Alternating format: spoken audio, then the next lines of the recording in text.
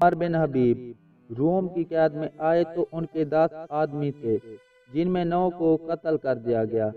یہ بہت خوبصورت تھے۔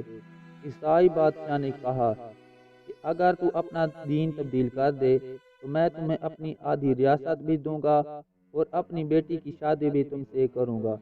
انہوں نے کہا کہ سارا ملک عرب بھی دے دے اور ملک روم بھی دے دے، میں ایک پل کے لیے بھی اپنا دین نہیں چھوڑ سکتا۔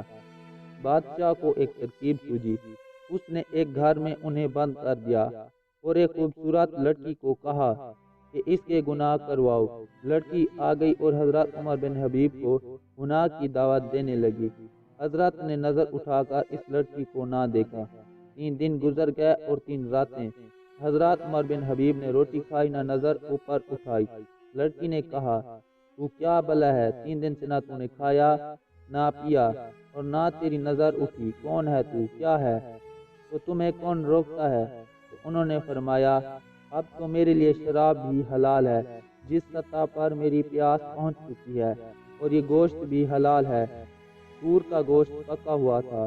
انہوں نے کہا کہ مجھے میرے رب سے حیا آتی ہے کہ وہ مجھے دیکھ رہا ہے، میں یہ کام نہیں کر سکتا۔ لڑکی 3 دن کی بجائے 30 دن بیٹھی رہے، میں یہ کام نہیں کر سکتا، میں اپنی جوانی پر داغ نہیں لگوا سکتا، یہ امانت ہے۔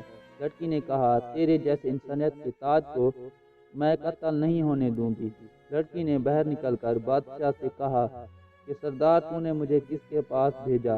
لوا ہے، نہ کھایا نہ پیا، پتھر ہے کہ نظر اٹھا کے نہ دیکھا، میں اس پر کیا ہاتھ ڈالتی؟ رات کو لڑکی آئی اور کھانا لے آئی اور ایک مشکیزے میں پانی بھی لے آئی اور حضرت عمر بن حبیب کو دیا۔ بعد میں دروازہ کھول کر کہا کہ یہاں سے نکال جاؤ، یہ قطبی تارا جو دیکھ رہے ہو اسے اپنے دائیں کندھے پر رکھو تو ایک دن تم عراق پہنچ جاؤ گے۔ یہ کردار تھا جس نے سیرنچوں کو کیسر و کسرا کے اوپر جھنڈا گاڑنے کی طاقت عطا فرمائی۔